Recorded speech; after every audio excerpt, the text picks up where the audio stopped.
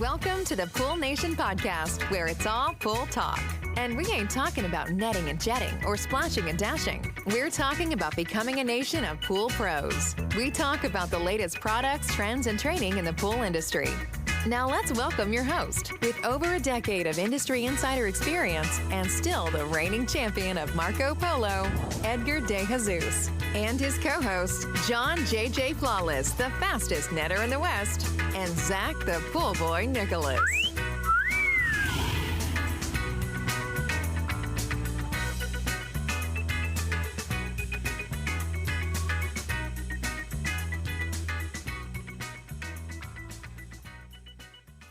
Welcome, everyone, to the Pool Nation Live podcast. I am your host, Edgar De Jesus, and yes, I am the reigning champion of Marco Polo, along with John J.J. Flawless, the fastest netter in the West, the famous Zach, the Pool Boy Nicholas, and we're in studio today with the Cannonball King himself, Mr. Spider. Hey, y'all. Today, we're talking to Casey McGovern with Every Child a Swimmer, and we're talking about water safety and the ripple effect. And she's also Woman Trailblazer of the Year for the Pool Nation Awards at 2023. So we're going to talk about that too. But before we do that, I want to welcome everyone to our live podcast, the podcast where it's all pool talk. And we ain't talking about netting and jetting or splashing and dashing. We're talking about becoming a nation of pool pros. And yes, we will talk about the latest products, trends, and training in the pool industry. Now we need to add safety. But before we do that, I want to thank our visionary partners for this podcast, the Ultimate Pool Tools, the SPPA, Blu-ray XL, Aquastar Pool Products, Natural Chemistry, Raypack, Heritage Pool Supply, and Hayward Pool Products. We want to thank them for their continued support. Mr. Zacharias, deja vu, all over again. It feels like we were on the podcast yesterday, my friend. I know. It wasn't that long ago. And now I'm sitting here wishing I was up there with you guys because it looks like it's a good time. I bet you guys are having a good time. Absolutely. This place is a little different at night. It's a little bit better at night, my friend. Mr. Flawless, what's going on, brother? I'm doing well. I was enjoying watching you focus on the intro tonight. You haven't done that, and we used to make fun of you for, I think, the first 2 years or whatever, because you would always botch the intro somehow, some way, right? And then you just magically got it right, and it just flowed out, and you can speak it without looking at the paper or doing anything, right? And then tonight, though, you were like laser focused on it, and you were like, I'm going to do this. And it was interesting watching you go through it, but you pulled it off. My brain just isn't processing today as fast as it could. And then I went to go read the intro right before we went live. I said, I better read this. And even Zach was like, bro, I saw what you wrote there, and that was a tongue twister that you wrote there. So then I got into my own head that I was going to botch it. You nailed it, though. You nailed it. Look, one, I love doing the podcast at nighttime, right? Because usually you catch me early in the morning, and it's funny because at the very beginning, I'm like really chill and lax. And then by the time we're like 20% into the podcast, I start to really get revved up and get into it. But just got done with my day today and got home just a little while ago, and excited to get onto this podcast. I really wish I was there in studio with you guys, but obviously I was just there last week and we got a lot going on this week, so I can't be there. But I'm stoked to talk to Casey. Thank you so much for traveling down to Texas to get on to do this podcast. One, it's wonderful to see you again. Looking forward to seeing you at the women's event that we're going to have next month. I can't believe it's going to be next month, but today's topic is going to be something that's, a little heart-wrenching, but very important that we talk about it, and also extremely important. And sometimes we forget about safety and the impact that we have, because it's a lot of times as pool professionals, or just even as human beings, we sometimes think that things never happen to us, or we don't really look at some of the ripple effect or the impact of a small thing that you might do today, or that you neglected to look at because you were busy, because you think, or what are the odds, or what are the chances of something happening? And then the unfortunate times when something does happen, and we're dig deep into that a little bit today. And hopefully it's a little bit of an eye-opener for all our listeners today, because our jobs are really important, and some of the things we do can carry a great impact, not only on yourself, but on the lives of the people that you service, or anybody that comes in contact with that pool. So really humbled when I hear these types of stories. It's not something that you like to talk about, but it's very necessary to talk about. And having a champion like yourself, Casey, who went through such a tragic event, it's easy to sometimes just, curl up, and our bodies like to just forget about it and not talk about it. But you became a champion of this, and the work that you've done over the years and the impact you've had on so many other families. And your story is just so inspiring. I'm looking forward to listening to it again. And for those of you that haven't heard it before, you guys are in for quite the story. So stay tuned and pay attention. This is probably one of the most important podcasts when you really think about the work that we do. So thanks again for coming, Casey, and I'm looking forward to chit chat with you today. Before I pass it over to Casey, we have Leanne in studio today. She is taking the boom mic, John. I'm just in practice. She just practiced. So we have her in studio as well. I do want to welcome Coastal Cactus, Noah's Pools, Manuel, Mr. Balthasar, what's going on? Todd Pieri, Vibrant Pool Services, what's going on? Stan, 68 Mustangs, what's going on? Mama Flawless, Tomau. A big shout out to you out there. Golden State Pools, Corey, Aqua Heavens, Bravo, Mark, Academy Pools. Big shout out to you guys out there. T-Mac, the Pool Assassin. Everybody stay tuned. Trust me, this is a story that you guys are going to want to listen to. I know that we goof around a lot at the beginning of the podcast, but stay tuned because you're going to want to listen to this. Casey, good evening. Good evening. How are you? I'm doing great. Thank you for having me. We are excited to have you here. I know that we've tried to do the podcast a couple of times. Last time you were how many feet with rain and flooded and airport shut down? It was crazy, wasn't it? We've had to reschedule it a few times. I think the first time was the major rain in Fort Lauderdale that closed the airports. The second was when we passed legislation. And yeah, so here we are, and I'm so excited to be here. Had a lovely dinner with your family, which was incredible. So thank you so much for having me. Thank you. We appreciate it. And I truly believe, and we've talked about it a couple of times, that it hasn't worked out, but I think God has a better plan, and that's why that didn't happen before. So He always does. He always does. So, hey, everybody, stay tuned. Trust me, you're going to want to listen to today's episode. Is a special episode. And like John was saying, it's something that a lot of times we don't want to talk about, but it's very important that we start to have that conversation a lot more in our industry. We can no longer bury our heads. So, hey, guys, let's get some housekeeping notes out of the way here really quick. A couple things. Poolman University, we uploaded the new video course for algae. So if you guys want to take that, go download the Poolman University app. You will be able to take the first 3 chapters on there on the algae prevention for Algae Week. We also have the algae cheat sheet. So you could go to poolnation.com, scroll to the bottom of the page, enter your email address. You can download it from there. You can listen to last week's podcast, John, and last week's Instagram Live. That was all about algae. And the other thing that we want to talk about is we want to talk about the Women's Summit, which you will be at. I will. I'm looking forward to it. Super excited about that. And that's going to be August 29th and 30th. And so for all of you that are out there, stay tuned. Registration is almost sold out. We're down to 16 spots, and that's it. So we are still, 7 weeks 2 away, months. Right? 7 weeks away. So we got 6. It'll be sold out for sure. It's sold out every year. Yes. So if you want to register, go register. I'm going to go through the classes that we're going to do there really quick. We are going to have Breaking Boundaries. Alicia's going to share her story of discovery, passion, and making a difference.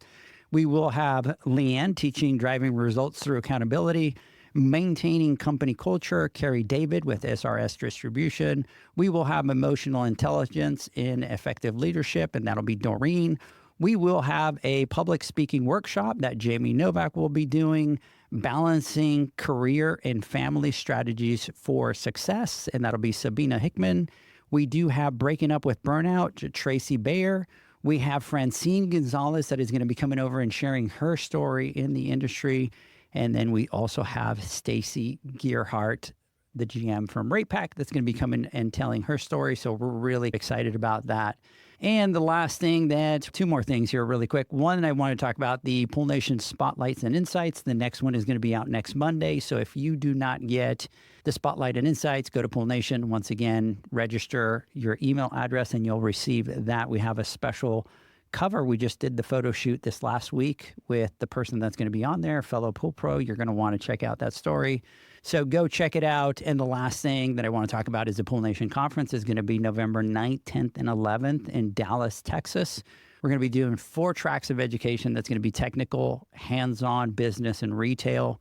And you guys are going to want to check that out. We will have an event that we're going to be announcing pretty soon.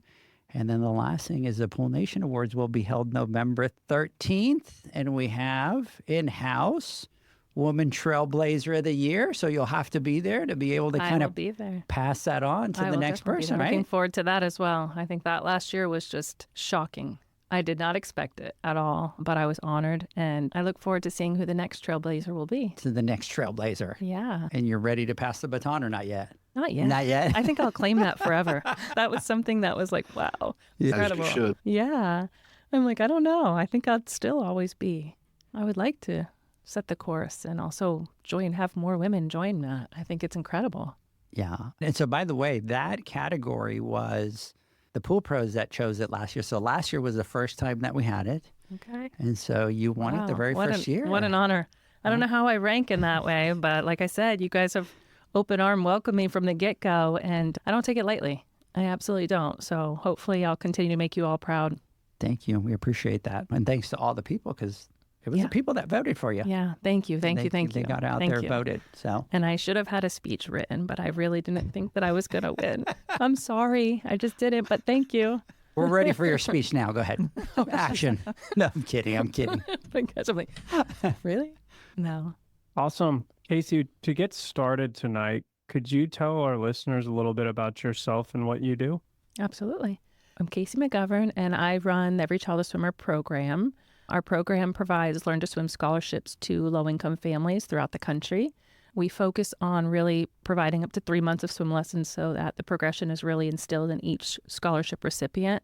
We're also working to pass legislation throughout the country to have schools share water safety information with the parents and caregivers so that they're aware and educated on the issue and where to go for Learn to Swim scholarships.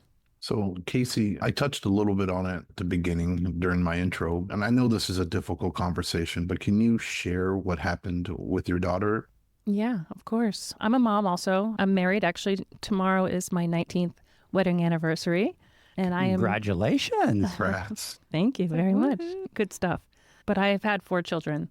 And unfortunately, our third child succumbed to a drowning in our backyard pool. And on August 3rd, we just got back from a vacation from Vermont. And so we kind of were just enjoying the last days of summer around the house. And my husband came home unexpectedly from work that afternoon, which kind of threw our day off a little bit. But we made the most of it. We were a family that spent a lot of time in the water and in our pool. And we get in the water. Both my girls, an 11-year-old, a 3-year-old, and a 19-month-old.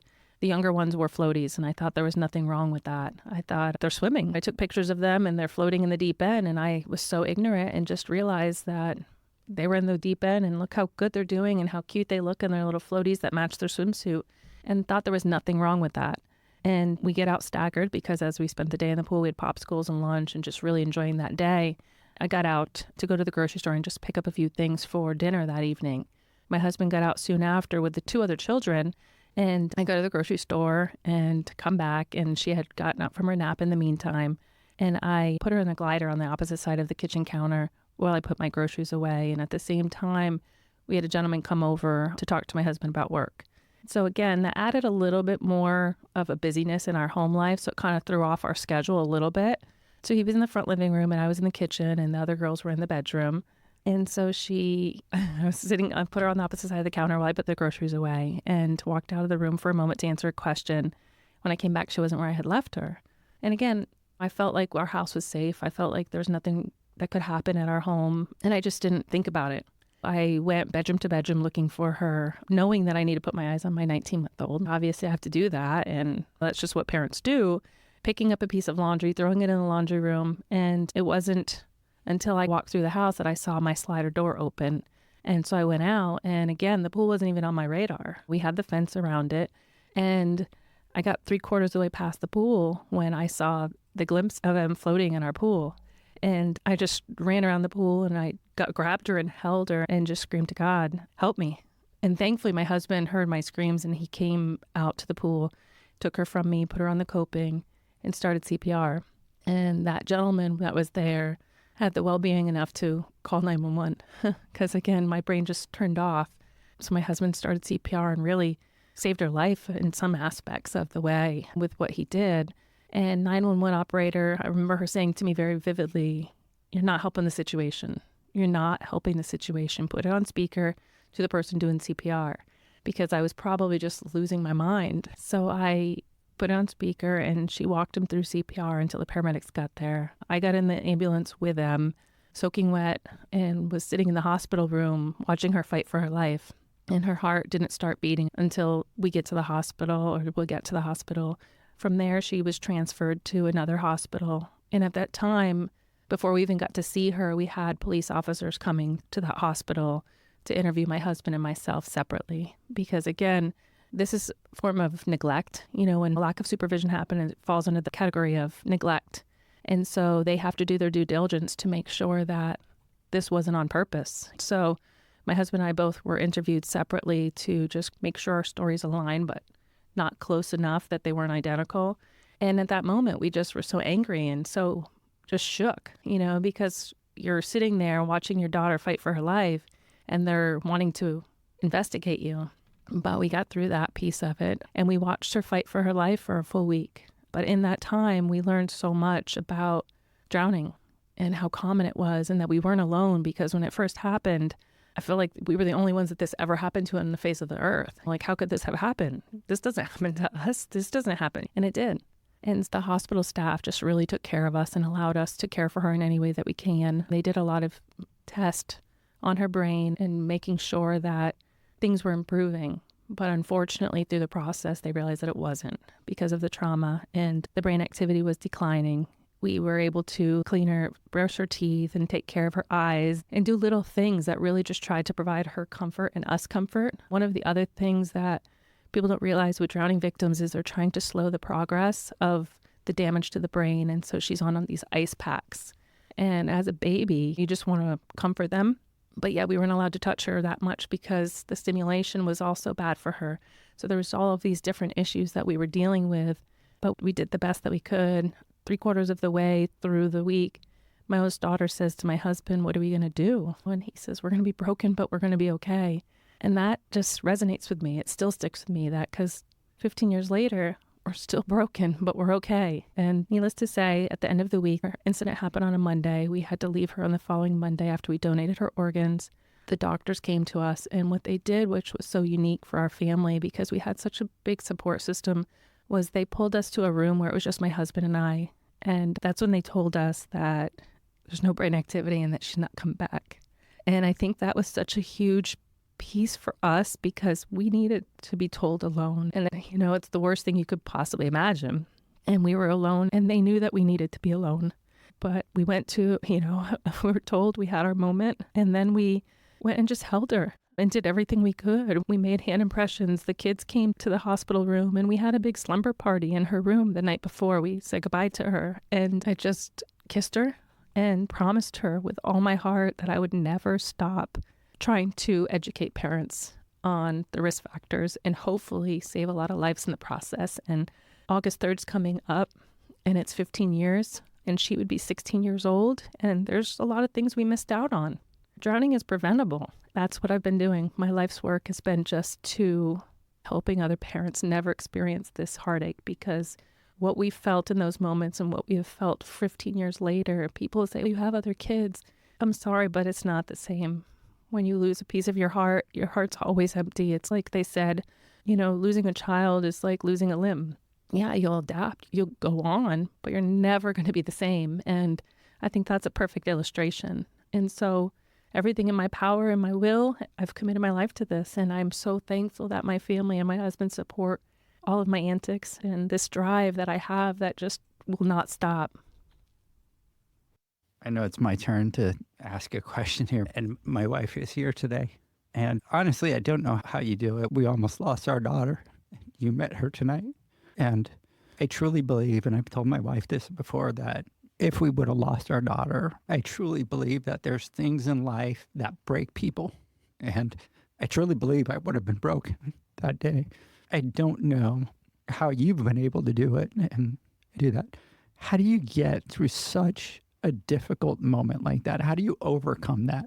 I don't know. I can't even put it into words because the pain is just so real and the pain stays. Everybody says in time it'll heal. It gets different, if that makes sense. I don't really know. I just feel that my faith, our faith, got us through a lot. And I think that is definitely one of the pieces because I remember saying to my husband that she looks like she's just a beautiful sleeping angel. I'm not going to be able to leave her. They're going to have to drug me to make me walk away from her. But I feel like taking one moment at a time, knowing that we can't bring her back, but what we could do is save a lot of kids in the process, drives me. It gives me such a level of encouragement, passion, and it just fuels me. I just know that we can make a difference, and I can't bring her back. And it's horrific when you think about that. One of the questions always is, how many children do you have? I have 4 children. I will never deny that. And even though if it makes somebody uncomfortable because they're like, oh my gosh, so many kids, how old are they? And then I have to explain, I have one of them in heaven. And it opens up a can of worms, but I always feel like that's an opportunity to share and talk about her and educate them. Believe me, there was times that I wanted to curl up in the bed, and I did curl up in the bed, but I take one moment at a time, and I know that there's a lot of work to be done. Absolutely amazing. Casey, there's something that you've talked about, and that's the ripple effect. Can you talk about that and what it is? Yeah, the ripple effect is something that I don't know if it's made up just by me or what, but I talk about the time in the hospital, for example. The hospital staff there took care of our family like we were theirs. They allowed so many people to come over. They allowed me to hold her when they changed her bedding. They just became our friends and our family. And they were impacted by M's death as if they knew her. And I just had dinner last maybe 2-3 weeks ago with one of her PICU nurses. And she still is at the forefront of Donna's mind every single time she works with a patient. And she's pulled me back in, and we're going to do more work at the hospital that Em passed away at because of that. The ripple effect is for every family that has suffered a loss. Anybody that touched that child through the process of the tragedy is impacted. First responders, law enforcement, they touch the family. Those things stick with them and they linger with them. And if they don't get straight mental health, I guess, out there, it could have grave consequences. And that's one of the reasons they have such a high suicide rate. And so they're here to pick up a child and bring that child to the next spot to hopefully save that child's life. And if they don't know if the child lived or died, and yet it sticks with them. So the first responders, the law enforcement, healthcare professionals is another factor. The community, the neighbors. I remember when the 911 operator was on the phone, and I remember a neighbor I had never met because we had a hedge line around our patio in our pool saying, they're coming. And then when we leave our house to go to the hospital, come back to our house, and there's loads of flowers at our front door. So again, our whole community was impacted by what happened there. So every person that touches that child to bring them back or help them through that trauma or that tragedy is impacted, and it could have grave consequences. So it's just this ripple effect of trauma. And if it's left undealt with, there's some serious consequences with that. I'm going to jump in here because I haven't heard it described like that. And you're right. And you're bringing back memories of things that we experienced. We had one of the first responders that was actually at the first emergency room that our daughter was at. And he asked our permission, can I stay and wait with you? And at the time, it didn't dawn on me. But then afterwards, when we saw people in our community going, oh my gosh, I heard about that. Or my husband was a firefighter, or my husband responded to that call, or whatever. So we had so many people that heard about what happened to our daughter. And we were new in that community too, which was the school pulled together, the students pulled together, the kids were brand new in the school. They didn't even know her. And they all pulled together and wrote cards and messages, and the teachers were writing, can we bring your family food? And it touched us because they didn't really know us. Our previous community, we were there for 15, 20 years. This one, we'd been there for a matter of weeks when the accident happened to our daughter. But the first responders were amazing. And that same daughter has a boyfriend right now. Dad's a firefighter. They've heard of Sienna's situation because it's such a small community. It impacts them in an amazing way. And when our daughter coded for the first time, the first hospital, when her heart stopped the first time, I remember being more afraid when we saw the looks on the people that were standing in the nurses' station, because when the machines went off and they started to try to resuscitate her and they were ushering us out, everybody was standing up, and the look of panic and fear on these medical professionals' faces terrified us, because if they were afraid, we knew we had reason to be afraid. But then later when I thought about it, I thought they cared about her survival just as much as we did. And that's why that fear and panic was on their faces. And it's amazing when, exactly as you said it, it impacts them so much. And the amazing things that these people do for the people around them that they don't even know. It's amazing work. They really are, I think, answering and calling, because I don't know that I could do that, because it's heart-wrenching what they have to do. I met, you guys know Eugene, he's been on the podcast and stuff like that. And so I happened to be meeting with Eugene one day, and I explained to him what happened. And believe it or not, he had heard about it because he's involved with the fire department up in Prosper. And he asked me right then and there, he goes, "You have to let me make a phone call." And I'm like, he goes, "I know who the firefighters were. I knew who the paramedics were. And I have to call them and let them know that she's okay. They need to have that closure."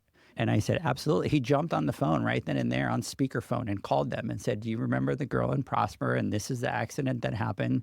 And they were just all excited. And the one thing that he said is they never get closure.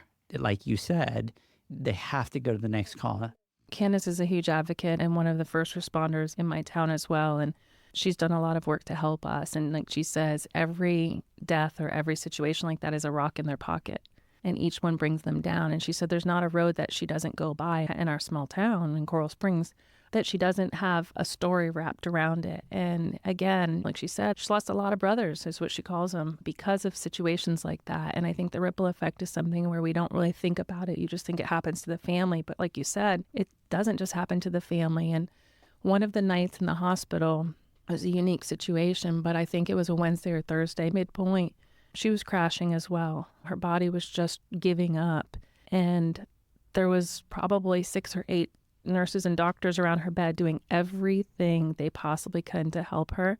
And which was so unique was my husband and I both kept just like falling asleep through the process. We had the bed in there, but yet I think that the trauma was so much watching what was happening. Like God was protecting us and just kept putting us to sleep right next to her, because it was just such a weird thing. And even my sister talks about it, that what happened that night was something that was crazy. But the look on the doctors and the nurses' faces surrounding her bed, trying to keep her alive and doing everything they could to just salvage what they could, if that makes sense. And I know that's a horrible way to look at it, but they didn't know. They knew what they knew, but they didn't let us know. They were going to do everything in their power until we said enough is enough. And that's when we decided at that point to talk to somebody about organ donation. And she was able to help 4 families. But we were able to be with her up until that point. One of the hardest parts was not being with her for her last breath, but it outweighed knowing that she was going to make a difference for other families. So that was really the blessing in it all. I think back at those places and those people and those conversations and those moments, just like you guys do, and it comes back immediately. It's always with you. And it affects them just as, not as much as a parent, but if they don't deal with it, it could have some major consequences for them and their family as well. As a family, once you make that decision, how would you say it impacted your kids? Because we always tend to think, oh, they're younger, they don't understand, but it's not the case, just like it was with our daughter. What was that like? When we made the decision to donate her organs, or when we had to tell them the reality? I think both.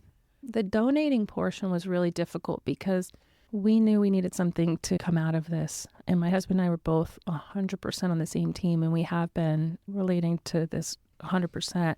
And that's one of the biggest blessings, because if we weren't, I don't know. We wanted to donate her organs, but other people thought we should give her the time to either wake up or die on her own and allow us to be selfish and be with her for her last breath.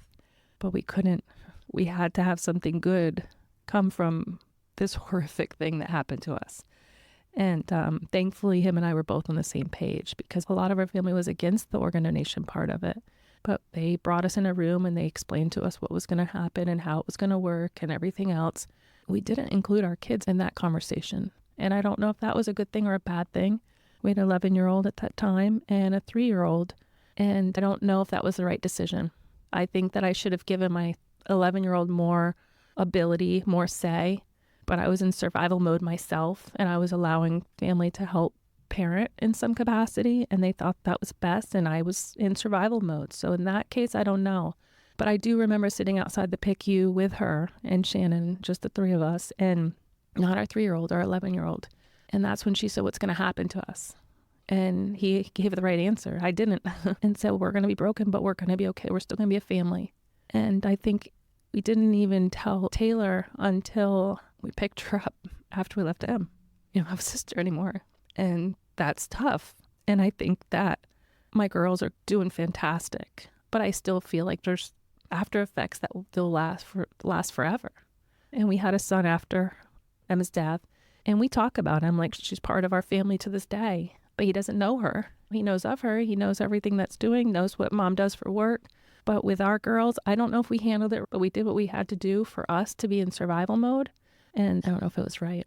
We were plugged into our church, which helped us. We had a big support network that helped us.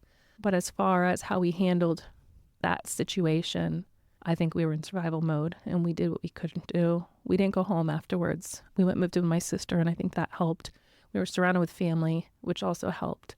We got our daughter plugged in, who was 3 years old at that time.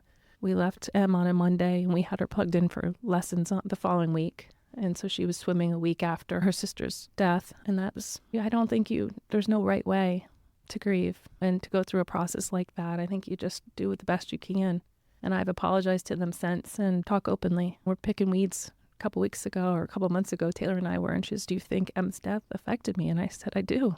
It's interesting because even as Edgar mentioned, our kids, they were in the first emergency room with us.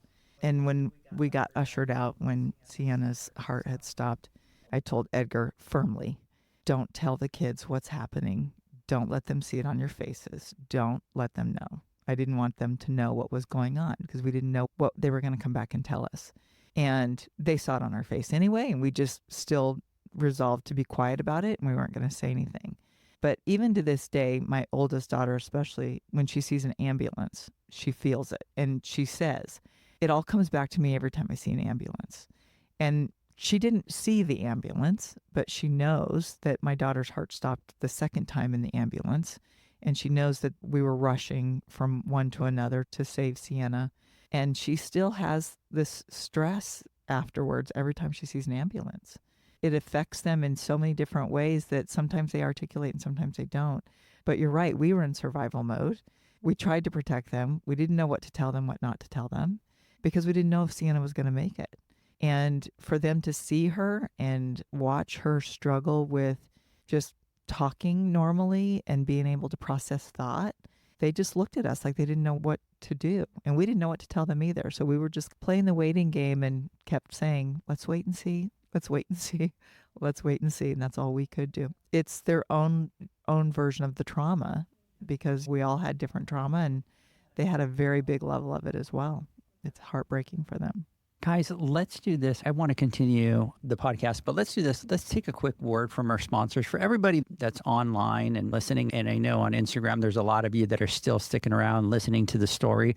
I know it's a difficult story to listen to, but the next part of this podcast, I'm excited to talk about because of your passion, your drive, the promise that you've made to Em. And I can tell you this, you're a much greater and much stronger person than I am. I want to talk about that. So let's do this. Everybody stick around. We'll be right back. You guys need to listen to the other part of this podcast. We'll be right back. Calling all women in the pool industry. The 3rd annual Pool Nation Women's Summit is just around the corner on August 29th and 30th, and you don't want to miss it. This incredible event is designed to empower, educate, and connect women who are making waves in the pool industry. Whether you're in manufacturing, distribution, service, retail, or a business owner, there's something for everyone. Registration is now open at poolnation.com. Secure your spot today and join us for an unforgettable experience. Visit poolnation.com to register now. See you there. The Hyper Pole from Ultimate Pool Tools is a pool care pole designed by pool professionals for pool professionals, featuring precision-crafted carbon fiber and stainless steel construction. Go to ultimatepooltools.com or Instagram at Ultimate Pool Tools. Pool pros have specific needs when it comes to general liability insurance. The SPPA program has you covered. With 3 tailored and customizable general liability options, SPPA makes it easy for pool pros to feel secure. Find out more and get covered at thesppa.com. Now available, Pool Invoice. Pool Invoice is a pool billing software created specifically for the pool service and repair industry. It's developed for our industry and only our industry. Pool Invoice is built with recurring billing in mind. You can print, email, text invoices, or even send via WhatsApp. You can add reoccurring or yearly charges, accept credits, and set up autopay. You can even see when customers have seen the invoice. It even has a customer portal where they can log in and see, print, and pay invoices. It has all your customers' information on one page, so you don't need to search through hundreds of invoices looking for the one you need. Just go to the customer profile and it's all at your fingertips. Created specifically for the pool industry, Pool Invoice. Now available at poolinvoice.com.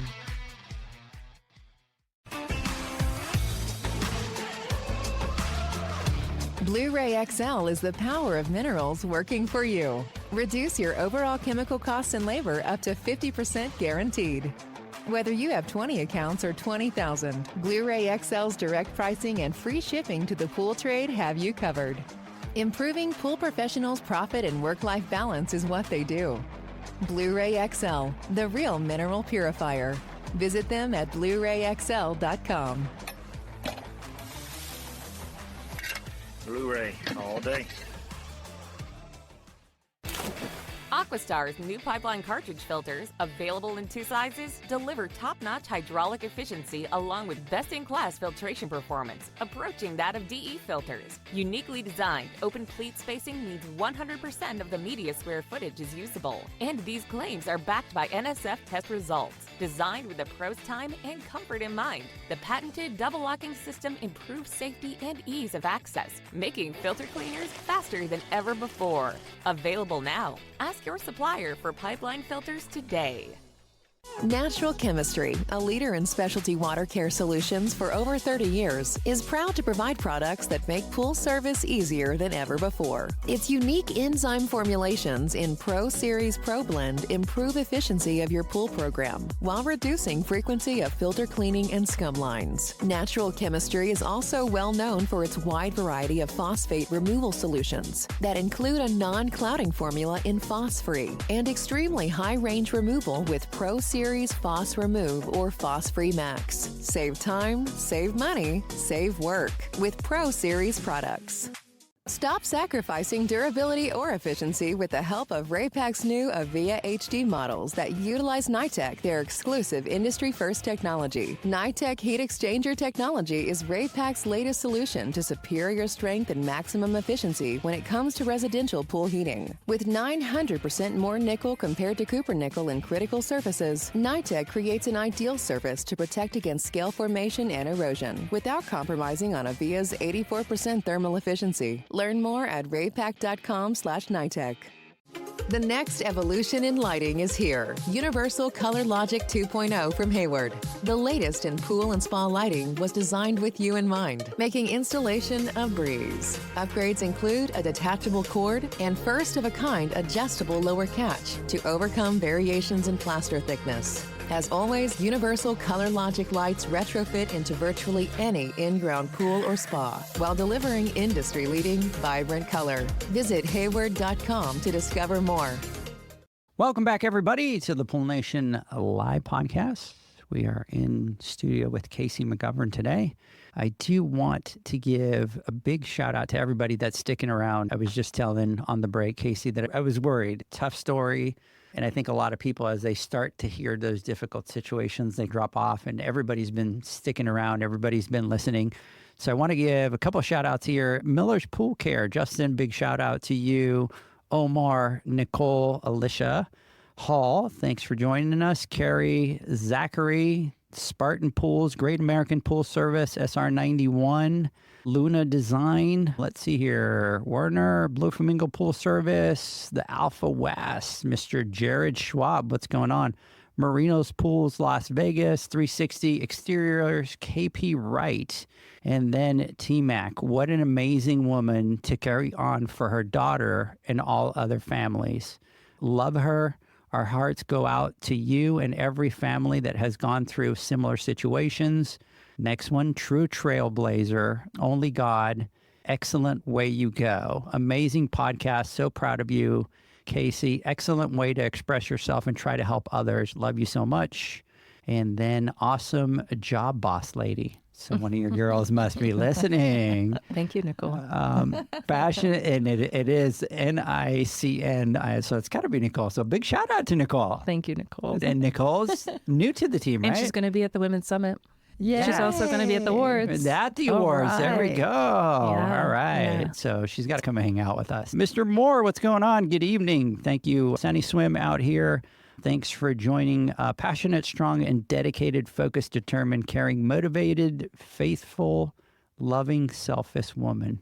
That's awesome. That's big shoes to fill. Yes. I don't know if And then I have one more that I want to say here. Proud of my amazing wife. Oh, I love you, Shannon. Oh, So- Shannon. Wait, let's give him a shout out. I couldn't do it without him. We are the best team ever. And he's been cheering for me from the sidelines and allowing, I don't know if you'd say me to get the credit because I don't want to get credit for any of this, but allowing me to do what I do and chase this for her, for all of the kids out there. And he's allowed me to do that. And he's worked his tail off for that to happen. And I couldn't be more grateful. It says a lot for both of you. I'm just going to say this because so many couples go through tragedy that breaks them apart. So to be able to go through that kind of tragedy and get closer and stay together as a family, it says a lot about both of you. So congratulations. And again, to you and your faith. Yeah. Yeah. Thank you. I appreciate that. And I don't know how he's always been behind the scenes doing it, cheering me on, because I know I'm crazy. I can't help it. I'm obsessed. I'm obsessed with keeping the promise. I'm obsessed with the work that I do because it's my life. And like I said, it's a drive that I can't stop. And I see a little progress and I'm like, we're so close, but we're so far. And he supports it. He supports it. And I could not be more grateful. Big shout out to him for all the Yes. support and all the love. Coastal Cactus, ending the stigma of talking about trauma is noble. I'm a first responder and had lost friends along the way. We keep going for them. Thank you. A lot of great stuff online here today. Callie Pools, big shout out to you out there. And let's continue the conversation. Mr. John. Yeah. Wow. Casey, thank you again for sharing the story. I know you've probably shared it 1,000 times, and I can't even imagine that it gets easier. Really appreciate you doing that. Can we talk a little bit about the layers of protection that are important when it comes down to drowning prevention? Absolutely. We always talk about layers of protection, and I have different opinions on it. I definitely think that when you have young children in the home, they have to be in place. They have to be put into place because, for example, if our situation, if we had a door chime on our door, if we were educated, supervision's the key at all times. But as we know, when we're in the home and in my situation or in our situation, I was putting groceries away. So I was preoccupied. Although she was in my eyesight, I walked away from a moment. I came back. She wasn't there. So supervision's the key. The next step is door chimes. And again, door chimes on any door leading outside, because as we know, toddlers are very spontaneous and quick and unpredictable. And that one day, they could never open up a slider door, but that one day they do. So the perfect storm occurred and they'll open the door. And so if you're loading the dishwasher, going to the restroom really quick, that door chime will open up or sound and alert you that breach, that layer was open and compromised. And so you know to go out that door. And if that's breached, then you have a pool fence to protect you and again, buy you time. It's not anything to rely on or depend on, but what it's doing is just buying you a little bit more time so that if you are occupied and using the restroom or talking to your husband, answering the question, it allows you to have that time to get to them in that time. So fencing and all else fails, have them learn to swim. And then if worst case scenario, make sure you know CPR. But when I say all those layers of protection, which is great, and we all should have those in place, especially when there's young children, teaching them to swim and starting as early as 6-9 months when they become mobile is absolutely the best thing and really the only thing that I could recommend at this point. Having those, I think people become reliant on those and you become too comfortable relying on those layers of protection. But the only thing that you could do to safeguard your child is by teaching them to swim.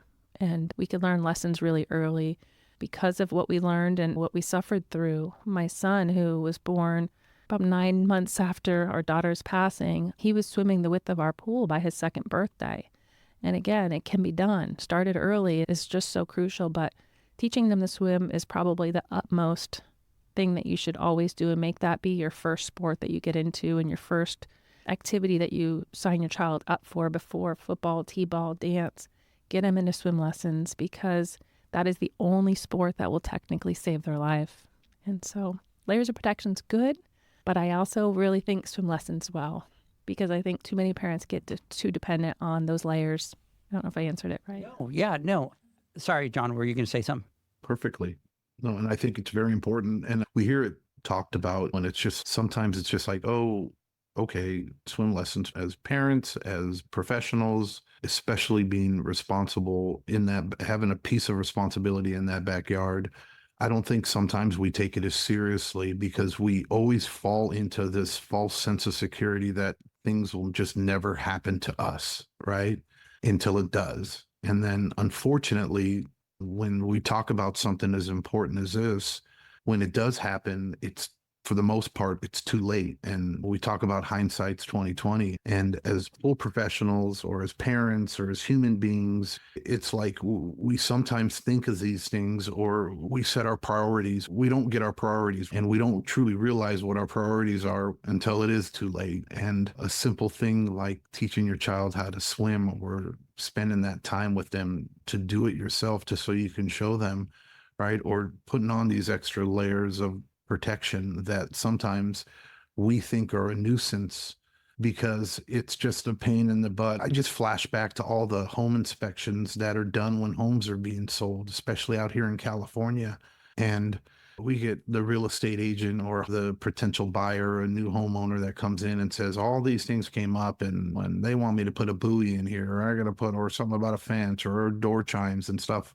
And all the opportunities I had back in the day to be able to really put my foot down and say, hey, look, these things are very important, right? Instead of figuring out ways we can just do what we need to do to get by, or we have to do these two things that are minimum and not taking the time to share and have a conversation with them so that hopefully you can impact them so that they can realize the importance behind them and not look at them as if it's just another law or red tape that went by or something that we have to spend money on or do that's just going to interrupt my fun time in the pool or whatever. And it's just, again, for all of us that are listening, all the pool pros out there, please take notice to these things that we're talking about here and how important these little things are that Casey's talking about and all the other things that we can do as pool professionals in that backyard to add that layer of prevention.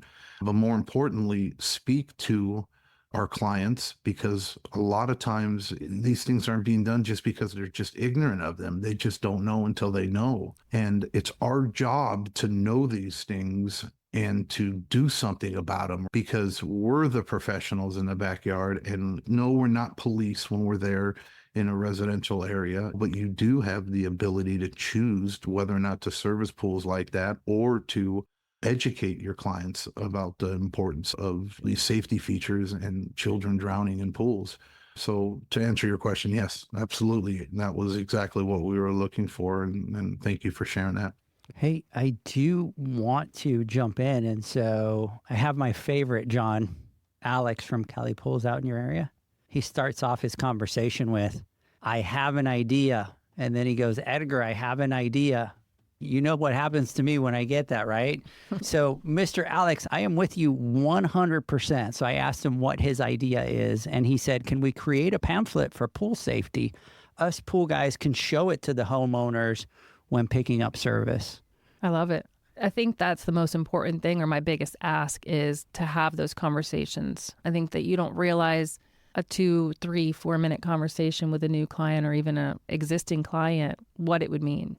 Whether they have grandkids visiting their home, they see young kids next door playing in the yard next door. They don't think they have to think about it, but they don't realize that kids are drawn to water, whether it's their backyard pool or the neighbor's backyard pool. They don't care. So having a conversation is absolutely the best thing that you could do with any one of your clients or even neighbors or friends to talk about the issue and encourage layers of protection and to get them into swim lessons. So having a pamphlet to be able to leave behind and have them have some sort of a call to action would be absolutely helpful. I think that's brilliant.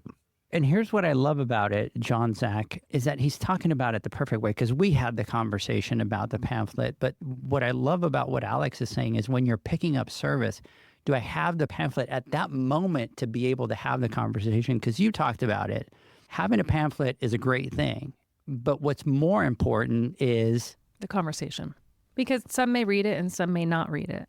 And so I think that if you have the pamphlet to reinforce what you're talking about and have them act on what's said in the conversation, also in the pamphlet, I think that's more and gives them more information. And you're all welcome to share my story and share what you heard tonight, and just so that they could act on it and understand that they never want that to happen. And I think that with drownings, the misnomer, the stigma is that it happens to those type of people.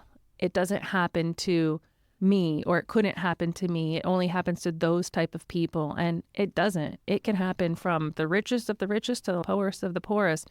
And so having these small conversations and then having a leave behind afterwards for them to actually act and do is something that would be so crucial. I have a little message here that I need to read. So let's do it. Can you read this? Let me read this. What an amazing, gut-wrenching story. Not a dry eye in our house. We would love to be part of perpetuating Casey and her family's mission. Your story and dedication is so inspiring that on behalf of Aquastar family, we would like to donate $10,000 to every child is a swimmer. Nice. Thank you, thank you, thank you. Thank you. Boys, I'm not very good at math, but let's divide that and see how many kids are able to learn how to swim. That's So We'll just call it girl Amazing. math. It's all good. No problem. Are you freaking kidding me? Awesome. that's huge. Thank you. Mr. Love you guys over there. Mr. Todd at Pieri. Aquastar, thank you. Todd, I truly want to thank you. Todd has been such a supporter of us and everything that we do, but for him to jump on here on the live It's amazing. and donate $10,000 from the Aquastar family to you guys is just absolutely amazing. Thank you so much, Todd. Thank you from the bottom of my heart. Thank you. And this is just the beginning. Mr. Pieri, thank you so much. We really appreciate that. So I have over here, hell yeah, what an impact it'll make. And then you got people, wow, that's awesome. Go Aquastar. Let's see here. And then coming back, we've got thank you, Aquastar. I'm shocked, but I am a little bit. I wasn't It's a lot of expecting that money. one. That's a lot of money. It's a lot of money. It's a lot It's of a money. big commitment. It's a big commitment, but we won't let you down. We are very good stewards with every dollar that is entrusted into us. So thank you so much. Thank you so much, Mr. Pieri. We really appreciate that. So coming back to what Alex was saying, and I think it's great with regards to obviously the conversation, right? And that the conversation needs to happen. And I think there's a lot of ideas that we start to run, right? And right off the bat, I'm starting to think, how can we get you into the studio? How can we do a video to be able to educate the pool pros on how to have that conversation, to be able to get some tips, some tools to be able to have those. But what I loved about specifically what Alex is saying is that's the perfect time to have the conversation. You're picking up an account because they're listening to you at that stage, right? Maybe if you're going to them when you're servicing a pool and you're catching them and they're busy and they're wanting to leave and but a pool pro to walk in through the door, quote service, have the conversation, and at that point say, hey, can I have a conversation with you about safety? You have their full attention. Right. I think that what I want to bring up as a disclaimer in essence with this is when I first lost Em and I started working at the Department of Health, I wanted to work with the pool industry. That was one thing that I knew. You guys were taking care of these things that are claiming the lives of so many children. And it was such a taboo topic when I first started the conversation and started getting into that and working with a lot of the professionals. And they didn't want to even touch the topic of drowning prevention or water safety. But I think that I encourage you to, because you're being proactive. You're not going to be reactive after the fact. And God forbid anything happened at one of the pools that you service or build. So having these conversations in a proactive way by saying, have a door chime, get some pool fencing in place, check the water first, no CPR. And most importantly, get your children swimming, because that is the only sport that will save their life. But do it in a proactive way. In some cases, I think that sharing a story like ours will help them relate to it in some capacity, because if not, they might not put it as a high priority. But I feel that having that conversation is the first step, and don't get discouraged if you feel like it's a taboo topic and they're not going to want to work with you because you're going to talk about something that could possibly hurt their child or claim the life of their child, but do it in a proactive way. Yeah, I absolutely agree. Casey, your strength is unmatched. The pamphlet, here's where I love it. So here's where our community starts to build on top of it. And this is where I get excited. So everybody listening, I just absolutely love you guys. And people are starting to throw out ideas of things that we could do. And this is what gets me excited. Laminate the pamphlet and punch a hole in it into a wristband so that the watcher has it. Yeah, for the water watchers, for sure. The water watchers. Right? Yes. Just absolutely love it. I think it's important, and I like what you were talking about with maybe some videos on educating pool pros how to approach the topic and some of the things to talk about. Because I think like with anything that we deal with, if we can build the confidence in what we're talking about, then it just becomes that much more easy and that much more natural to discuss with our homeowners. Because I think the reality is a lot of times if we do approach something regarding safety in the backyard, we're met, not all the time, but a lot of time with a little bit of pushback because like John mentioned, it maybe cuts into the fun aspect of the backyard or things like that. So I really love the idea of creating tools for us pool pros to be able to have in our back pocket to support having that conversation with potential new clients and existing clients. Zach, question for you. If we did a training video with Casey, would you have all your guys go through it? Absolutely. And you just touched on something completely that I wasn't thinking about. How amazing would that be to educate our team on these things so that they're then have all the confidence, not only the customer, but the people that we're employing and putting in backyards. And then being able to, obviously, as you're doing the same thing, you're taking on accounts, you're able to have this conversation. Think about the credibility that's going to give to a pool pro, right? Sure, let's talk about all the fun. Let's talk about all the great things, but let's also talk a little bit about the safety. And there's no better time to be able to have that. Our boy Alex is on fire over here. Bro, you're on fire, and you know what? I love it. So maybe safety videos we can forward to our homeowners. I like that too. I think that that's really huge. Do you have anything in your guys' toolkit? I know that you guys probably have a lot of these things together, which we can get together and figure out. Right. So we don't. I have longer versions probably, and I have some videos, but I think that to cater it to a specific industry and also service industry, a builder, what they could do, I think would be huge. I know at dinner we talked about for the pool pros out there, do you incorporate when you hire your staff, do you ask them if they know how to swim? But do you really know if they know how to swim? Because again, they could be out there in the backyard and lose their footing. And if they don't know how to swim, that could possibly be a drowning or swimming to fix a filter at the bottom or something like that, or a drain, that could be another hazard. So asking your staff if they know how to swim in the hiring process, again, it's having that conversation to bring it up and then hopefully in turn create more awareness with them and more passion on the topic to talk about it. Laura is on here, an amazing legacy for M. Thank you, Pool Nation Podcast, Aquastar, and everybody supporting every child a swimmer. So yeah, I think that we need to do something. Not I think, we will do something. No, we will do We something. will do something. I had a feeling that John wasn't going to sit very quiet very much. By the way, just to let you know, John's been very passionate about this and very kind of pushing Pool Nation in the direction that we need to do something. And there's been a couple of times that we're going to have you on. And this, before we had you on, he was, Edgar, we need to make this happen now. Thank you so much for it. I really do appreciate it because I think it's just, even if tonight impacts one person to change the way they do something and it saves one life, I think that we did our work, right? Oh, you've done that. And I'm going to talk a little bit on my final thoughts about this because my mind has just been going nonstop. And I'll raise my hand here. I've been impacted tremendously when we focus a lot on safety as a company. And in my mind, I know there's more we can do, right? And there's things that we're going to implement and things that we're going to be doing. But I'm going to be talking about that a little bit later. But to answer your question, you absolutely have impacted. You've impacted me tremendously. And I know everybody who's listening here or anybody with the heartbeat obviously feels the sorrow and the pain that you've been through. And each and every one of us knows we can do better.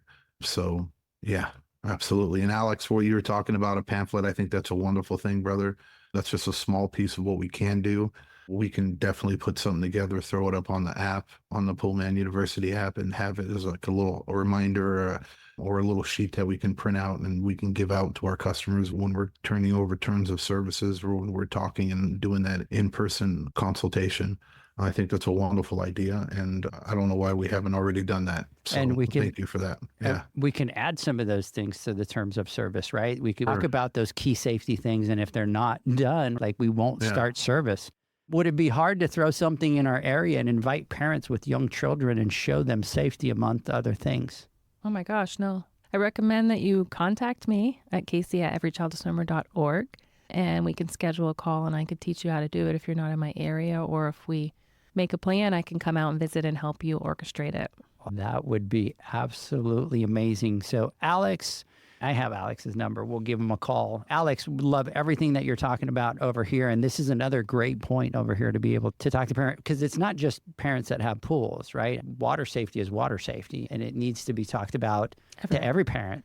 With water safety and drowning prevention, I think it's a summer problem, first and foremost, or we don't have a pool, so they don't have to really think about it. But you vacation, you drive to work. There's just so many different areas. And like you asked, what would be the one thing? I'm like, there's so many ways that a drowning can occur.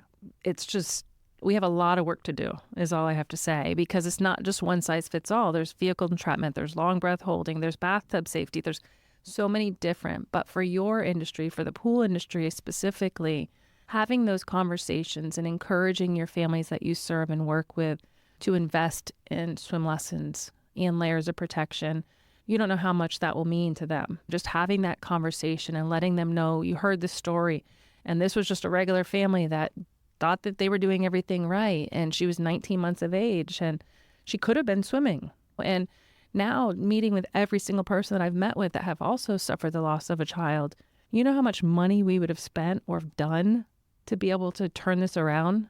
And a fence is ugly, or it's cosmetically this, or we don't have the funds to get swim lessons, but we're going to go out to dinner every week. It needs to be a priority. It's 100% preventable, and it's attainable. Alex is saying, this really has me wanting to do better. Good. That's all. Then that's today served its purpose for that. Then yes, thank you. That is absolutely awesome. So before we jump into the next question, and Zach has a question he wanted to ask you here, but one of the things, which, gentlemen, that I learned tonight at dinner, and so it affects pool pros, and you were talking about drowning by holding your breath, and specifically things that can affect us as pool pros, right? So if you do have somebody that's going in, whether it's changing pool light and they have to go, right? Normally pool lights, you can get to the top, but sometimes you can't. Sometimes you got to get down. Or you're changing a drain cover. Can you talk about that a little bit? Because I think it's very important for companies that have employees to be very aware of this, because I didn't even know that it was a thing.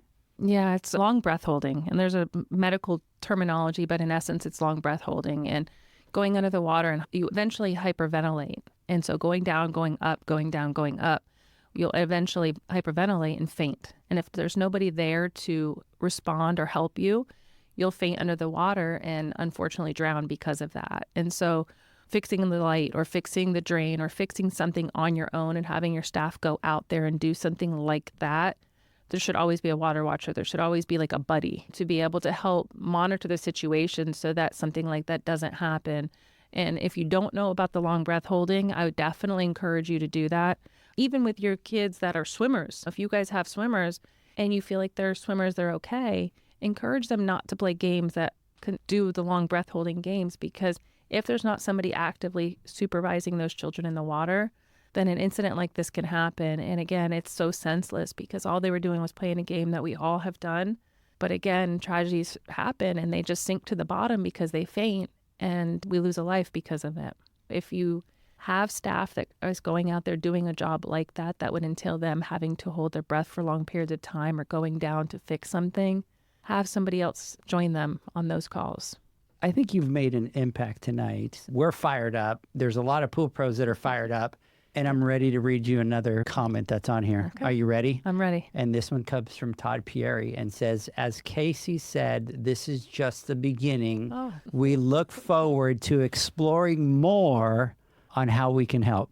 Thank you, Todd. So, I'll wait for your call. I'm ready. Thank Mr. you. Pieri, I absolutely love that. Mr. Yeah. Pieri, how can we make that happen? Mr. Pieri has me thinking, oh, I just can't say it out loud because then I could get in trouble with Todd. No, normally it's John. Hey, John, are you going to throw something out there and throw Todd Look, under the I'm bus? John's No, going to spend Aquastar money. I can't say how thrilled I am that Aquastar is stepping up I'm to the impressed. plate and doing this. Yep. And I can't say that I'm surprised either. They're just a wonderful group of people out there that really love our industry and they want to do better for us in multiple ways. And them stepping up to the plate and doing this is, like I said, it's not surprising. And you guys, Aquastar, you guys are absolutely amazing. Obviously, this is a very important topic. And Casey, I know that you doing what you're doing and you can get your word out and you can try your heart out, right? You're not a billionaire. And I'm sure if you had $1 billion, you'd spend $999 million. Yeah, you know what I mean? Fighting and putting it into this. But in reality, you know, your cause needs money in order to help spread that message and get it out further and quicker so we can impact more. And I'm sure that $10,000 down the road, and we talk about the ripple effect, right? One little bit here and what it does maybe a generation down line or 5-10 years from now, it might save another child from going through and a family going through this tragedy. So again, you guys are just kick ass over there, Aquastar. Thank you, Todd. Thank you, team. You guys are amazing. And I know when Todd says that there's going to be more involved and there's going to be more down the road, there absolutely will be. So I'm looking forward to seeing what you guys have. Talk about a group that's passionate about safety themselves. In everything they do, safety is on the forefront. So I think it's absolutely awesome. And guys, I have an idea. You guys ready for it? I'm Go for ready. it. I say that we connect both of you guys, right? We connect both of you guys. Whatever it is that he has planned, because if Todd is saying that he has got something planned, he's a man of his word. Okay. And then we bring you both onto the podcast, and then we announce what it is. Sounds perfect. Yeah? I'm in. Todd, are you in? Tell me when and where, and I'll be there. I love it. Mr. Todd Pieri, I know you're listening. Tell us what you think, and we will make that happen. Aquastar, more like a rock star is what people are saying online. Yeah. Absolutely. That's awesome. Thank you for that. Thank you. Really appreciate that, but would love to do that. Would love to be able, we would be honored. Done. So here's what's going to happen. As soon as the podcast is over, Mr. Pieri, I'm going to call you. Okay, we'll call him from here, Casey. What's it, his bedtime? He's 2 hours before. He's not like Zach that goes to bed at 8, so Okay. we're good. Okay. And then what we'll do is we'll get you guys to connect. Wherever you need me, And I then will I'll be there. And then I'll pick a date. I'll call John and Zach. We'll pick a date for the next podcast so that they could be here. And then we'll do the podcast. What do you think, boys? We in? We'll be there. We'll be there? 100%. Will you be coming to 100%. Texas, guys? Yes. Todd, will you come to Texas? Yeah, he said he's in. He said he would be honored. I'll come back to Texas as well. You'll come back to Texas? Done. All right. Zach, I'm sorry. Go ahead and jump in. I know you had a question that you've messaged me like 4 times that you have, and I keep talking over you. Because I think it's an important question. And Casey, what I want to ask is if you can tell us about Every Child is a Swimmer and how the program works. Absolutely. First and foremost, if there's a swim school out there that is looking to help the underprivileged children, all they have to do is visit everychildswimmer.org. And there's an application that they fill out. It's pretty basic, but it talks the nuts and bolts of how their program is run. We vet them at that point, making sure that they can follow the progression of the skills for each scholarship recipient or each child that they serve. And they have a 6-to-1 ratio or below, making sure that they, again, maximize the time in the water and the instructional piece so that we know after we leave that child or that scholarship recipient that they will have the ability to save themselves or be able to get out of the water or float until help arrives. So we vet them, we give them an award letter, they sign a grant agreement, they send us over their proof of insurance, and they're good to go. They get a line of credit with us. There we kind of work with them with giving them some pointers to really find those pockets of community members to serve. Anybody that makes below a $50,000 annual income is an approved process. So the swim school is required to verify or validate that they're need-based. So it could be anywhere from a tax return to a Medicaid card. Foster care families already pre-approved. And from there, they start lessons, and they get anywhere from 12 lessons to 20 lessons in a small group size, so that we really follow that progression. And after the fact, they send us a final report showing how many lessons that child received, what the skills were at the beginning of the lessons, what the skills are at the end of the lessons, and then we pay them after the fact based on that. And on average, each scholarship recipient costs anywhere from $300 to $500 per child for that to happen. That's awesome. You were able to get a bill passed, and I think you're working on a couple more, if I'm not mistaken. Can you talk to us a little bit about the bill that you passed and the work that you're currently working on? Yeah, absolutely. So we passed the Every Child a Swimmer legislation in Florida in 2021, and we had the same success in Georgia and Arkansas in 2023. We're hoping to pass it throughout the entire country so that every state throughout the country shares this information. But what it does is it requires all schools K through 12 to share water safety information and safety tips, just kind of like what you talked about with layers of protection. But it also encourages them to share either the Every Child a Swimmer's website or where to go for local swim lessons. And so we're hoping with that being said, it educates those parents, letting them know that this is a hazard. This is something that they have to start thinking about, and then where to go for swim lessons. And if they can't afford it, then we're there to help them with a scholarship. And my thought or my goal or my wish would be, just like we talk about fire safety in the month of October, and everybody is ingrained with stop, drop, and roll. Everybody talks about the fire caps coming home and talking about having fire extinguishers in meeting places. Nobody talks about water safety throughout the schools or anywhere else, nowhere. And yet they continue to take cruises and go on vacation near the water. And again, never thinking about swim lessons, never talking about beach safety, never talking about rip currents. We need water safety to be ingrained in the schools as part of just the education and the talking points to share it. And it's the biggest net. So that's what we do with the legislation is it's mandating that all schools K through 12 share water safety information and where to go for local swim lessons. I'm going to jump back over here to all my messages because my messages over here are going absolutely bonkers over here. Let's go. Love it for Aquastar. Thank you, Aquastar. Everyone loves it. Sounds like my wife's never coming home. That's my husband. He's still paying attention. Shanna, you want to move to Texas? Yes. These are some of the reasons I joined the best team in the industry. That is Omar from Aquastar. Everything is bigger in Texas. Yes. Love all the traction this podcast is creating. Alex is on fire. And so we're going to call Alex. Okay. Alex, listen to me. We're going to call you. And we're going to figure something out with Casey. And you know what? You're close to John. So, John, will you let me and Zach come over and sleep at your house one time and then we'll be able to go do an event down there? Or do we have to go Airbnb? Absolutely. No, absolutely. Come on. John's going to be like, I don't need 2 more kids in the house. So, Alex is saying we have an awesome aquatic center. Maybe we do something there. Okay. So, Alex, let's make it happen. Make it happen, let's for sure. Absolutely make it happen. And to our boy, Todd at Aquastar, I was typing on here. We're very honored, Todd, to be able to partner with you guys. You align so well with our passions, and you guys are just absolutely top notch. So we're absolutely honored to be able to partner with you guys. And this is why we love partnering with them so much. So anyways, big shout out there to everybody. Okay. Next question. Ready? I don't know. I want you to know, by the way, we've been talking almost for 2 hours already. Oh. Isn't that crazy? Yeah. It doesn't feel like it at all. It feels like 15 minutes maybe have gone by. Yep. Just maybe not 15, but 20. No, it's been fun. It has been a lot of fun and less nerve-wracking than the Pool Nation Awards, right?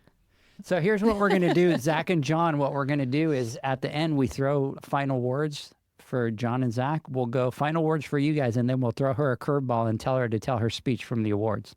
No? Right. You're not ready for that? Yeah. No. I don't think anybody wants to hear that again. All right. So if I was to ask you, what is the main goal, the one thing that Every Child is a Swimmer for you guys is so important, what would that be? What would be that number one key thing that's important to you guys?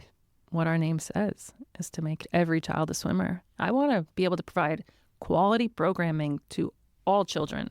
And I think that's the most important piece. I want people that may not have the means, may not have the ability to be able to go to the local, I'm not going to say any type of swim school because I don't want to show preference, but going to the most high level programming out there to be able to say, I can learn how to swim here too. And just make every child a swimmer. And I believe together with the collaborations, even just from tonight, I think we could do that. But I think that we all have to work collectively and have a louder voice so that the message is being heard and received, and parents are acting because it can. And I think that's the piece that I also want parents to think is not that won't happen to me, but yeah, this can happen to me, and this is what I'm going to do about it. And I think that's the most important piece, is check the water first.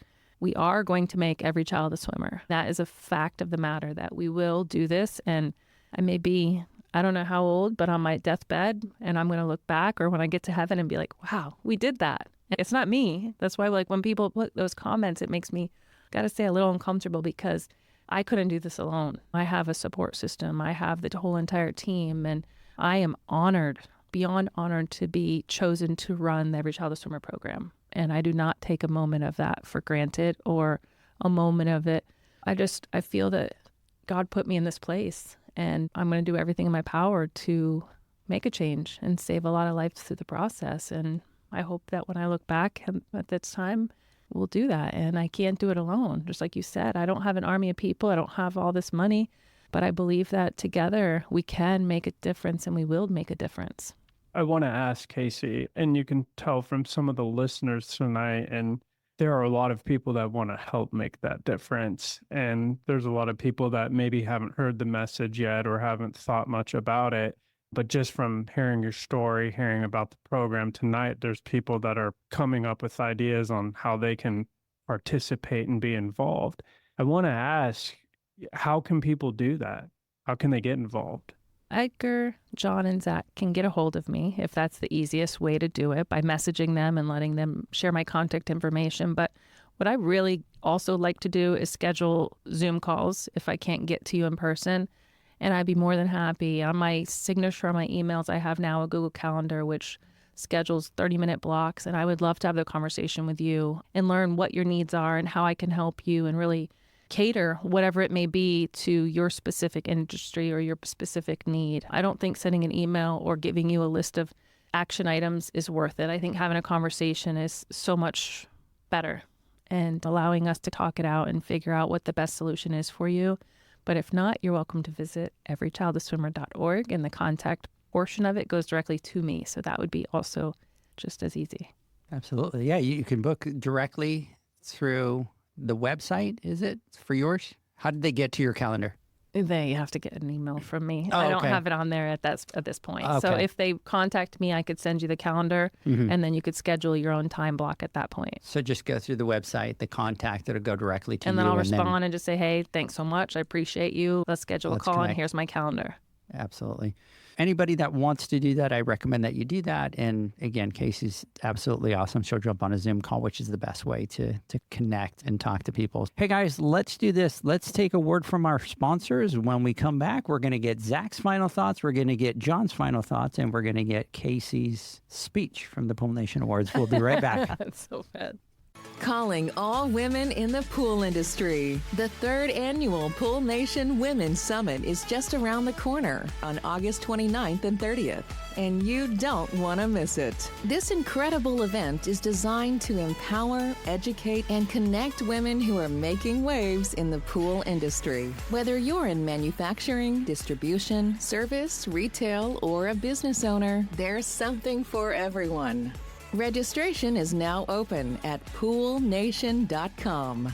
Secure your spot today and join us for an unforgettable experience. Visit poolnation.com to register now. See you there. The Hyper Pole from Ultimate Pool Tools is a pool care pole designed by pool professionals for pool professionals, featuring precision-crafted carbon fiber and stainless steel construction. Go to ultimatepooltools.com or Instagram at Ultimate Pool Tools.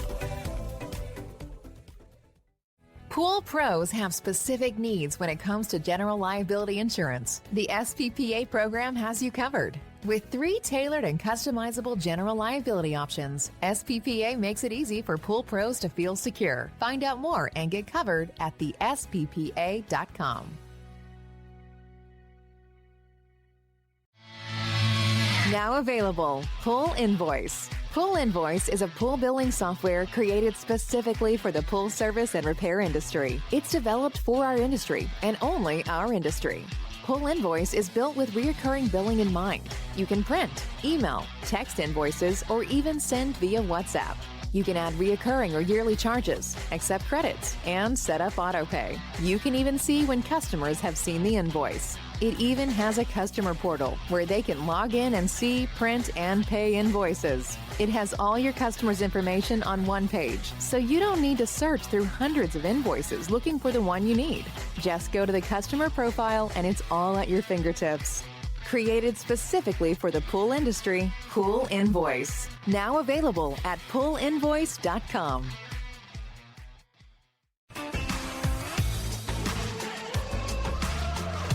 Blu-ray XL is the power of minerals working for you. Reduce your overall chemical costs and labor up to 50% guaranteed. Whether you have 20 accounts or 20,000, Blu-ray XL's direct pricing and free shipping to the pool trade have you covered. Improving pool professionals' profit and work-life balance is what they do. Blu-ray XL, the real mineral purifier. Visit them at BluRayXL.com. Blu-ray all day. Aquastar's new pipeline cartridge filters, available in 2 sizes, deliver top-notch hydraulic efficiency along with best-in-class filtration performance, approaching that of DE filters. Uniquely designed, open pleat spacing means 100% of the media square footage is usable. And these claims are backed by NSF test results. Designed with the pro's time and comfort in mind, the patented double locking system improves safety and ease of access, making filter cleaners faster than ever before. Available now. Ask your supplier for pipeline filters today.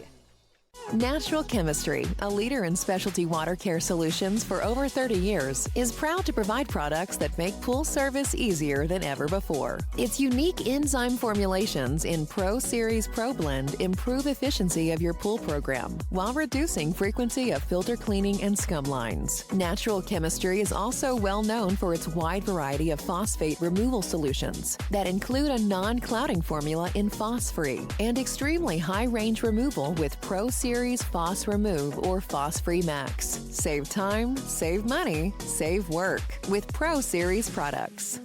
Stop sacrificing durability or efficiency with the help of Raypak's new Avia HD models that utilize NITEC, their exclusive industry-first technology. NITEC heat exchanger technology is Raypak's latest solution to superior strength and maximum efficiency when it comes to residential pool heating. With 900% more nickel compared to copper nickel in critical surfaces, NITEC creates an ideal surface to protect against scale formation and erosion without compromising on Avia's 84% thermal efficiency. Learn more at raypak.com/NITEC.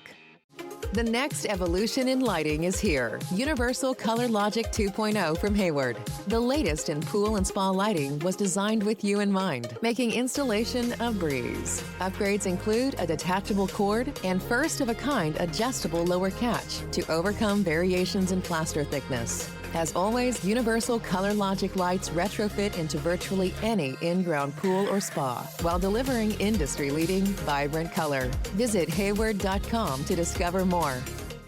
Welcome back, everybody, to the Pool Nation Live podcast. We are speaking to Casey McGovern, and I just want everybody to know that I love my wife very much. I love you too. Because during the break, she corrected me. So it's my job. I guess my spell check, Zach, I guess my spell check wasn't working properly. So I have been saying every child is a swimmer, which is incorrect. And so who else, Zach, to correct me and go, just to let you know you're doing that wrong. So how is it, Leanne? It's every child a swimmer. And I want to make sure of that because if everybody looks up Casey on the website, I don't want them typing in is a swimmer. It's every child a swimmer. I appreciate that. I'm here to help. I appreciate that. This is the boo couch. I didn't boo you. Boo. I didn't boo you. Janie. I just jumped in to help. It was a silent boo. Janie, where are you?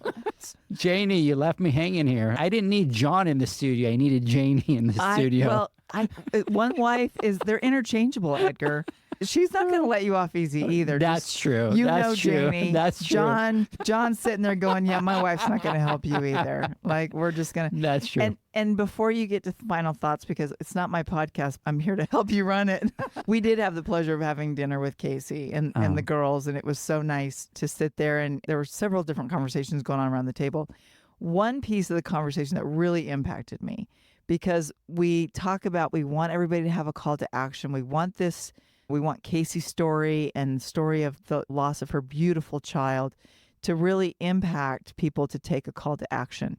And one thing, and Casey, I'm going to throw it over to you and I'm going to botch it up, but you made a comparison to if we were to just leave a loaded gun on the table to some of the action that parents could take to prevent drowning. And I thought, oh my gosh, nobody in their right mind would leave a loaded gun on a table. But yet there's these things that can kill our child that we don't pay attention to. They should be as obvious as a loaded gun. So can you share what we talked about at dinner? Because you're going to do it way better than I could, because I think it's impactful. I don't know if I'll do it better, but I will try. There's just so many facets when I start talking about water safety and drowning prevention and things that I start thinking about throughout the conversations and the education components that we can incorporate. And when I talk to parents, a lot of times I say we would never, ever leave a loaded gun on our coffee table. Why would we leave a great big body of water in our backyard unprotected? And it's the same kind of comparison, because drowning is the number one cause of death for children 1 to 4. It's the number 2 cause of death for children 5 to 14. And yet we don't talk about it. We don't talk about water safety like we do gun safety or anything else. It's the number 1 cause of death. I wanted you guys to all just let that really sit with you, because being the number 1 cause of death for children 1 to 4 and the number 2 cause of death for children 5 to 14, that's tremendous. And it's 1,000% preventable. And so the more we educate, the more we talk about it, the more we are proactive with this messaging, I think the safer we will be. It also states CDC reports, because I think this is also a valuable piece of information for you guys to have, is for every 1 death, there's 8 people impacted by a non-fatal injury, which means they were submerged and they needed to be hospitalized, which who knows the comparison or how well they're going to recover after that. But they went down and they had to be resuscitated and they went to the hospital, which means in some capacity they're going to be impaired. Think about 4,000 lives being lost to drowning alone, and these are preventable.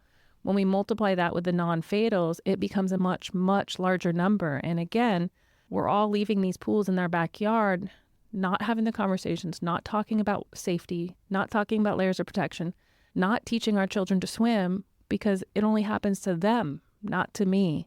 And so I feel that it's really important for all of us to work together and really be proactive. And it's not downing the beautiful pool in our backyard. I have one. I never thought I would afterwards, but I have one in our backyard and we enjoy it immensely. But respect it and be proactive.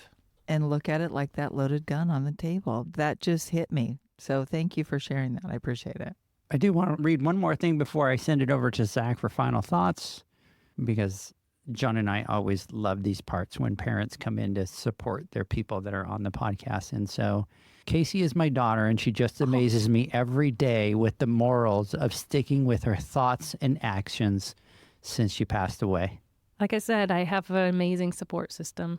When Em passed, they rallied behind us, and our immediate family and our church family were the legs and feet for us when we couldn't walk. And I'll never, ever forget it, and never repay them for it either. Absolutely. Big shout out to Dad for that. Absolutely. Mr. Zacharias, final thoughts. Yeah, I like to think I'm safety minded, and I kind of have a reputation of being maybe a little overboard or paranoid. I don't really know, but you should see Leanne cracking up over here at the studio. That tells you right there. But as we were going through this, my mind has been going 100 miles an hour, and I've been taking a lot of notes. And just like the loaded gun, I mean, something you said that really stood out to me was we talk about fire safety so much. And I've got extinguishers, I've got ladders, and all my smoke detectors are batteries and placed in the right spots. And you rarely hear about water safety. And like you talked about riptides, you go to the beach, you might see a posting, but I'm sitting there looking at this posting going, I don't really understand what a riptide is, if I were to get caught in one. So that was just really interesting to me. And I would like to encourage everyone, and I challenge to myself as well, to get involved by spreading the word. And I think we can all do a better job of doing that. And we talked about it, raise awareness with our customers, raise awareness with our team, and just really try to make it not that taboo conversation that you were talking about, and just something more proactive. So I think it's really important. And Casey, I just want to say thanks again for coming on and talking with us. And I think it made an impact for sure on several people listening tonight, myself included. I know John and Edgar. So I appreciate it. I appreciate it. I'm honored to be here, to be invited, to be part of this. Part of my speech, which I will remember, is that from day one, the pool industry has not judged and just had open arms and supported everything. And for that, I'm really grateful. Thank you. Mr. Flawless, final thoughts. Oh boy, I'm full of so many different emotions right now. It's really hard to put into words. Casey, I've heard your story multiple times, and every time it's impacted me. But for some reason tonight, I don't know what it is or what it was, or I really don't, but something really snapped or something really clicked inside of me today. And I can say that what an amazing podcast, and probably one of the most difficult podcasts. It is hands down the most difficult podcast I've ever done, and I'm sure for all of us. At the same time, I'm thinking, I go, damn, how selfish am I to even feel bad, right? Because as a parent, I've been blessed into where I've never had to go through the trauma that you've gone through. And Edgar and Leanne, the same exact thing. I've heard the story with Sienna. And sometimes these things just really don't click, but then I don't know what it is, but sometimes it just hits you. And I think it's like with grieving sometimes as well, when you lose somebody and you don't necessarily feel it, or you haven't grieved yet, or it hasn't really hit you yet. But tonight you really impacted me personally. And in turn, I know that you've impacted many more people in the future, because as I sit and I think and I go, I'm like, I feel like I'm not qualified, right, to be here or to talk to you about these types of things, or to go through these types of trauma that you've been through. But on the flip side, I look at it and I go, I'm in a position, and I know we're all in a position, everybody here listening, we're in a position to actually do something, right? And to make an impact.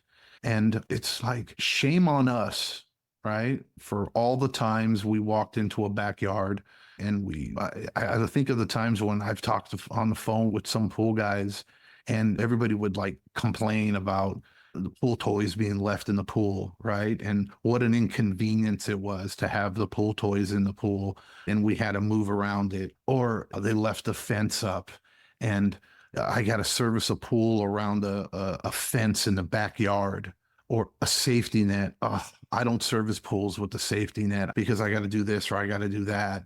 You know what I mean? And it really, to me, I know personally, I could have done a better job when those things came up, to step up and say, I know I failed.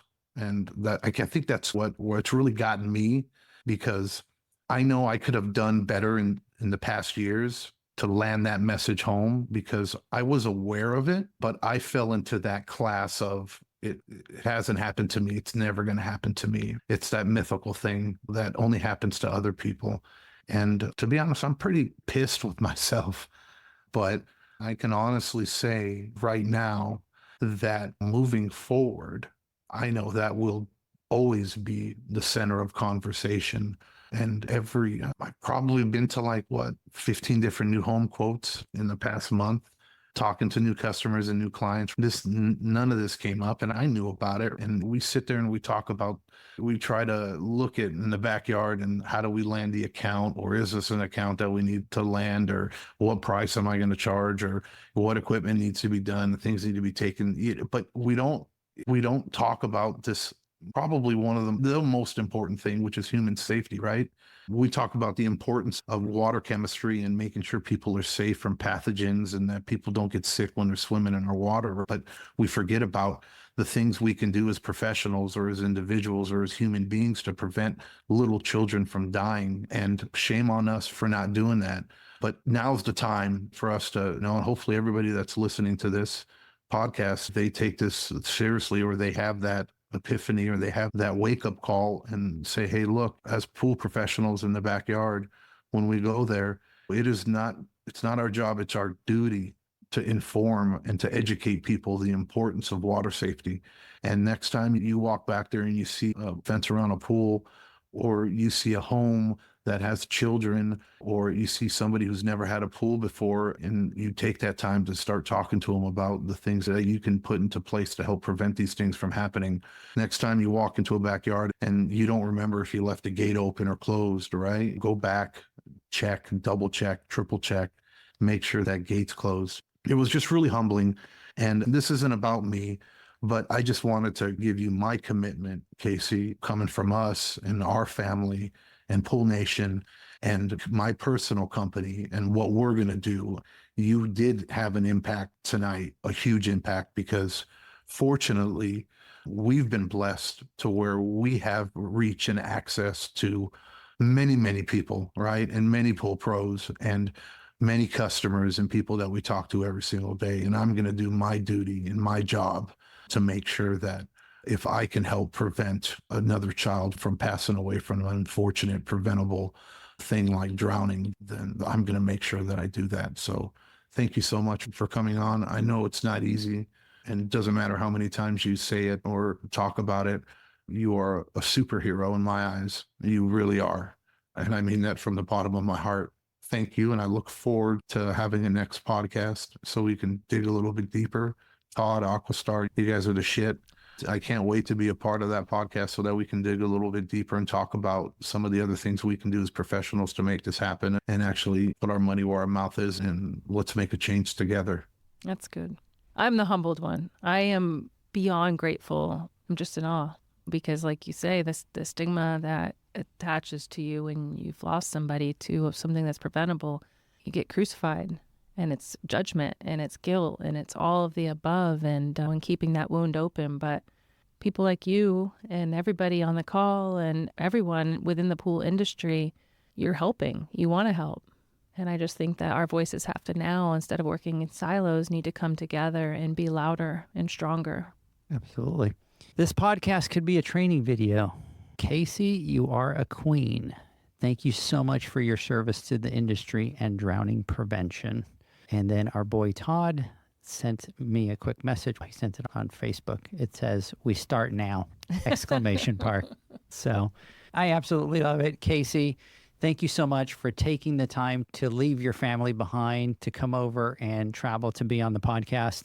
To be honest with you, I'd been looking forward to this podcast for a very long time. And I even talked to Leanne about it a couple of times. I knew it was going to be a difficult conversation, and I know that obviously we bonded. We were very, very fortunate that we didn't lose our daughter, but it was the most difficult time in my life, period. I don't think there'll ever be a moment that difficult where you're sitting in a hospital room and you don't know if your child is going to make it or not. I wish that would never happen to anybody, because being there, you're in this mental chaos. And I remember just going to my knees and just praying to God and saying, please just let me keep her. I don't care if I have to spend the rest of my life taking care of her. I have the same prayer.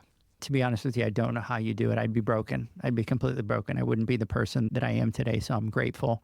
But with that said, I am going to probably categorize you as the most badass woman that I know.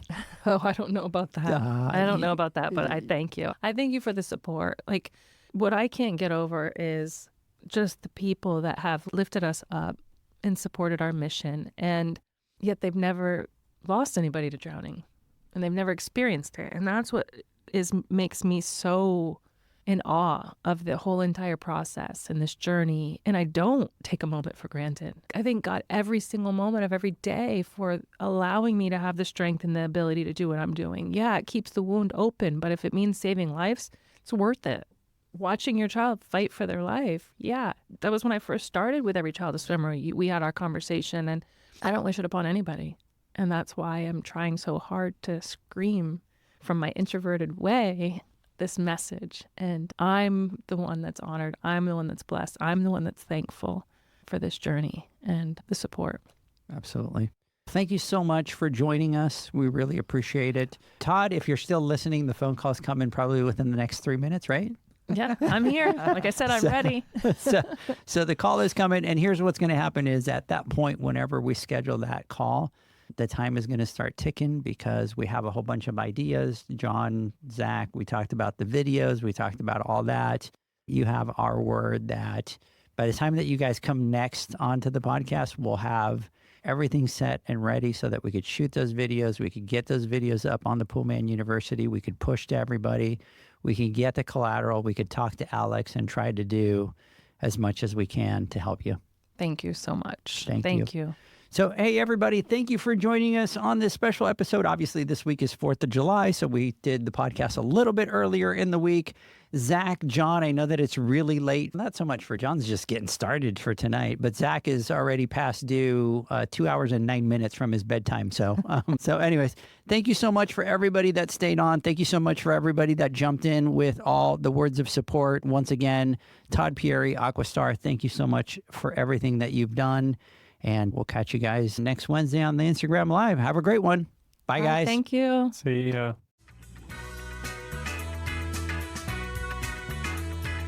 Thanks for listening to the Pool Nation podcast, a member of the Pool Nation family. You can listen to us live every Friday here at 9 a.m. Pacific, 11 a.m. Central, and 12 noon Eastern Standard Time.